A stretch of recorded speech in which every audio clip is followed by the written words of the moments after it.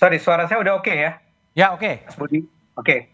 Ya, jadi sebetulnya yang lebih kami beri perhatian adalah bagaimana agar partai-partai politik yang ada ini, yang besar-besar, itu bisa bersatu dalam waktu yang tidak sekedar jangka pendek, ya. Jadi kita merasa bahwa kalau Indonesia ingin mencapai kemajuan seperti yang diharapkan, salah satu syarat pentingnya adalah adanya persatuan di antara partai-partai. Hmm. Nah, persatuan di antara partai-partai ini nanti dalam waktu tidak akan lama lagi akan terasa manfaatnya pada saat terjadi pilkada-pilkada di berbagai daerah di Indonesia. Ya, ini perlu sekali bahwa para pimpinan partai di Indonesia yang besar-besar, bukan hanya yang besar-besar ya, semua pimpinan partai itu bisa duduk bersama-sama dan tidak menyerahkan pertarungan untuk memperebutkan pilkada di pemimpin daerah di setiap daerah itu kepada kondisi masing-masing daerah. Tentu saja ini akan berbeda konteksnya antara satu daerah dengan daerah yang lain ya, tetapi tidak dibiarkan menjadi rangkaian pertarungan yang berdarah-darah di setiap daerah, dan untuk itu harus ada kesepakatan antara pimpinan partai. Nah, kesepakatan ini tentu saja bukan sesuatu kesepakatan yang dipaksakan ya, sesuatu kesepakatan yang diambil bersama-sama seandainya para pimpinan partai bisa duduk bersama-sama, yang misalnya saja memikirkan tentang siapa ya kira-kira orang yang terpantas untuk maju di Jawa Barat, di Jawa Tengah, di DKI, di Sumatera Barat, di Sumatera Utara, di Sulawesi Selatan, dan seterusnya dan seterusnya. Ini perlu dari sekarang sudah disiapkan daripada dibiarkan terjadinya pasar bebas nanti pada bulan, saya lupa, Oktober atau November nanti kan. Nah, tapi tentu saja setelah mengatakan itu saya tidak ingin mengatakan persekutuan ini tidak hanya berarti pada pemilihan kepala daerah pada bulan Oktober November tadi, tapi untuk selanjutnya kita barangkali sebagai partai baru itu melihat ya udah capek ya melihat betapa pertarungan antar partai ini bisa berdampak sangat serius terhadap masyarakat akar rumput ya. Nah, gimana caranya untuk menghentikan ini? Sebaik-baiknya dalam pandangan kami memang tidak terlalu banyak kekuatan yang bertarung. Kalau perlu memang tinggal dua kubu misalnya dalam hal ini adalah Barisan Nasional yang adalah kira-kira untuk sementara adalah Koalisi Indonesia Maju ya kira-kira sementara ini. Tapi barangkali kalau di situ nantinya Nasdem juga mau gabung atau mungkin nantinya siapa P3 mau gabung, itu sangat bagus sekali karena itulah memang di dalam skema ini kita berpikir tentang tetap perlu ada oposisi, dan oposisinya adalah pihak yang tidak mau bersatu dengan si koalisi ini, Barisan Nasional ini. Nah, kenapa Pak Jokowi? Karena dalam pandangan kami kan begini kira-kira. Satu, sudah ada Pak Prabowo sebagai presiden. Dia pemimpin pemerintah, dia pemimpin eksekutif. Cukup, dia menjalankan apa yang dia rancang selama 5 tahun dengan cara sebaik-baiknya. Tapi pada saat yang sama, upaya untuk membawa para partai itu untuk duduk bersama secara terus-menerus, berbicara tentang bagaimana membangun Indonesia untuk mencapai, tadi disebut oleh Grace misalnya, Indonesia Emas, itu kan kira-kira tahun 2045 ya kalau nggak salah. Itu gimana caranya?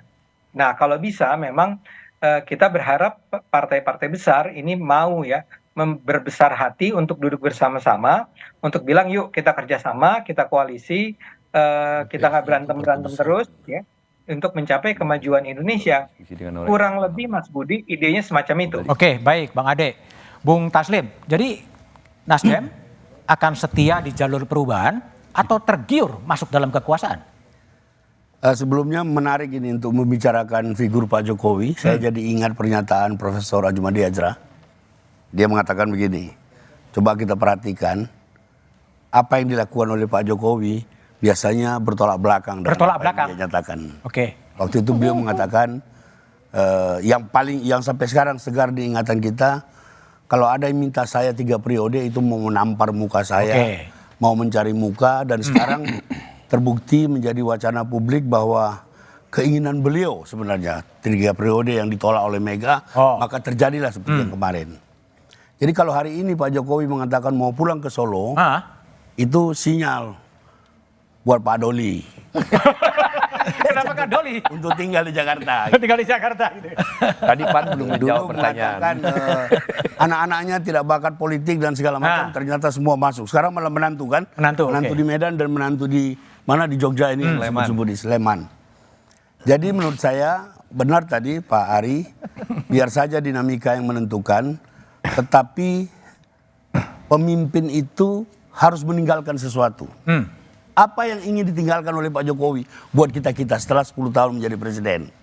Apa? Apakah infrastruktur? Apakah pernyataan-pernyataan beliau yang selalu ada di YouTube? Itu nanti biar sejarah, biar anak-anak muda ini yang menentukan. Oke. Kalau ditanya kami akan terus berusaha merawat koalisi 01. Tadi sudah ada pertemuan pembukaan antara syukuran 3 fraksi DPRD DKI. Kebetulan kami ketiga-tiganya naik signifikan. PKS itu sekarang menjadi ketua DPRD DKI. Nasdem menjadi wakil ketua DPRD. Dari 7 menjadi 11. Yang paling fantastis lagi PKB dari 5 menjadi 10. Nah kami tidak muluk-muluk akan mulai merawat terus koalisi ini sampai menghadapi Pilkada 514 kabupaten pada November nanti. Setia ya? Jadi kalau mau dikatakan setia, ya salah satu ukuran yang paling tegas di masyarakat itu adalah kesetiaan kepada nilai. Dan sampai sekarang, bukan kesetiaan pada kursi ya? Sampai malam ini kami masih setia. Oke, masih setia pada nilai, bukan pada kursi. Oke, baik. Zainal Arifin Muchtar. Uceng, aku ingin tanya pandangan Uceng ya. Ini kan Pak Jokowi sudah 20 Oktober memang, tapi sudah ramai. Akan kemana lari? Gimana Anda memandang itu, Uceng? Saya kira begini ya. Yang pertama, saya agak khawatir sebenarnya. Kita sedang melakukan normalisasi sesuatu yang sebenarnya sekian lama kita celah. Oke. Yaitu apa? Gejala kutu loncat politik.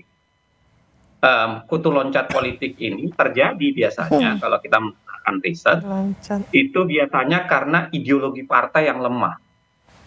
Jadi biasanya kalau di negara-negara lain, seorang politisi lompat-lompat itu bukan lompat dari satu partai besar ke partai besar. Biasanya dia hanya bisa main di partai kecil yang memang ideologinya lemah. Selama ideologinya mapan, kuat, partainya kemudian punya ideologi yang kuat, lalu kemudian mapan, itu biasanya sulit tuh menerima gejala kutu loncat. Nah, saya agak khawatir nih ketika yang kita bicarakan seakan-akan melumrahkan gejala kutu loncat itu.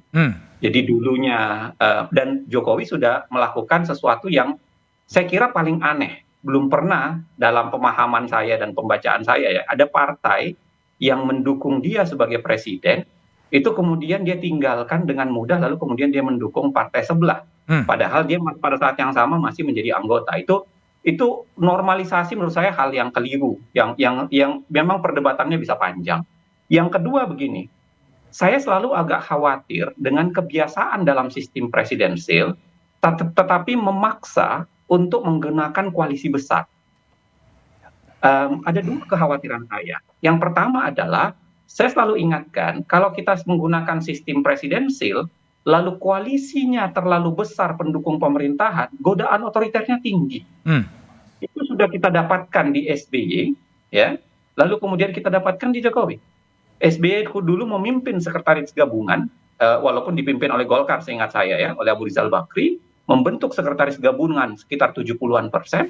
Sekarang Pak Jokowi melakukan hal yang sama dengan memimpin hingga 82% koalisi.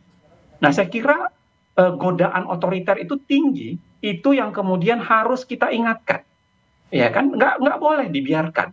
Kalau kemudian sekarang begitu misalnya Pak Prabowo dilantik tanggal 20 Oktober, lalu kemudian didorong lagi untuk membangun koalisi besar pendukung pemerintahan, menarik-narik namanya oposisi, dugaan saya atau kecurigaan saya, jangan-jangan kita sedang menjerumuskan negara ini menuju ke arah otoritarian baru lagi. Kalau kemudian kita tidak kuat memaksa. Nah, ada yang kedua, Mas Budiman, saya kira, kita bicara soal currency dalam sistem politik. Kan biar bagaimanapun, kalau misalnya ada oposisi yang mau ditarik menjadi koalisi, itu harus ada currency kan, harus ada alat tukar yang dipertukarkan. Dan sampai saat ini, sekian beberapa presiden selama ini, yang dilakukan currency-nya itu adalah posisi menteri.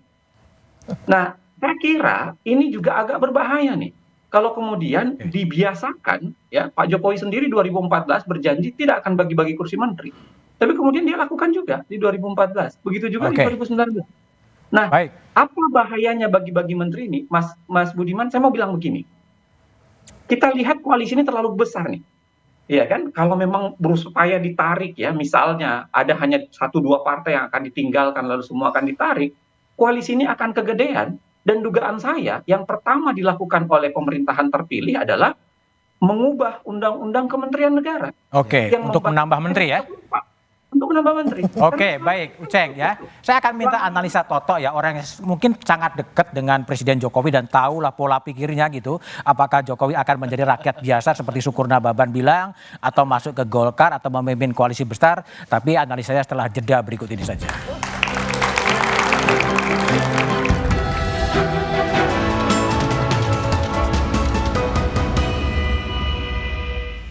Kemana Presiden